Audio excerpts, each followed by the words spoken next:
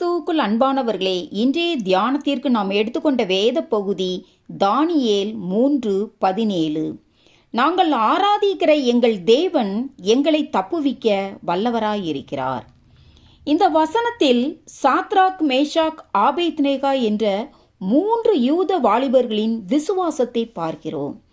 நேபுகாத் நேச்சார் 60 முழ உயரமும் 6 முழ அகலமுமான ஒரு பொற்சிலையை பண்ணி அதை எல்லோரும் தாழ விழுந்து பணிந்து கொள்ள வேண்டும் என்று கட்டளையிட்டார்.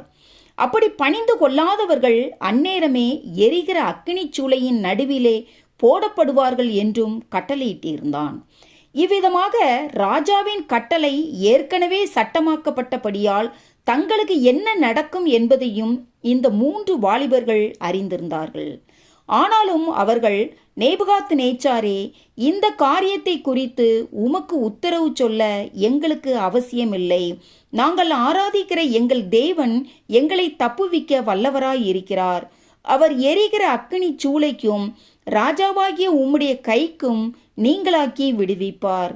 விடுவிக்காமற் போனாலும் நாங்கள் உம்முடைய தேவர்களுக்கு ஆராதனை செய்வதும் இல்லை, நீர் நிறுத்தின பொற்சிலையை பணிந்து கொள்வதும் இல்லை என்கிறது ராஜாவாகிய உமக்கு தெரிந்திருக்க கடவுது என்றார்கள் என்று தானியேல் 3:16 முதல் 18 வரை உள்ள வசனங்களில் பார்க்கிறோம். தேவன் நாம் எதிர்பார்த்ததை செய்வதே விசுவாசம் என்று ஒருபோதும் நாம் எண்ணக்கூடாது. மாறாக விசுவாசத்திற்கு காரணமான தேவனையே நாம் நம்புவதுதான் மெய்யான விசுவாசம்.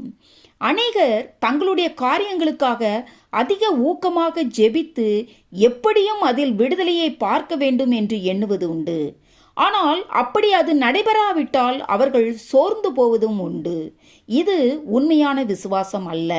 மாறாக தேவன் எதை செய்தாலும் அதில் தவறில்லை, சரியானதுதான் என்று ஏற்றுக்கொள்வதே உண்மையான விசுவாசம். ஆகவேதான் தேவன் இந்த 3 வாலிபர்களை விடுவித்ததும் மாத்திரமல்ல, அதன் மூலம் தம்முடைய மகா பெரிய வல்லமையை விளங்க பண்ணினார்.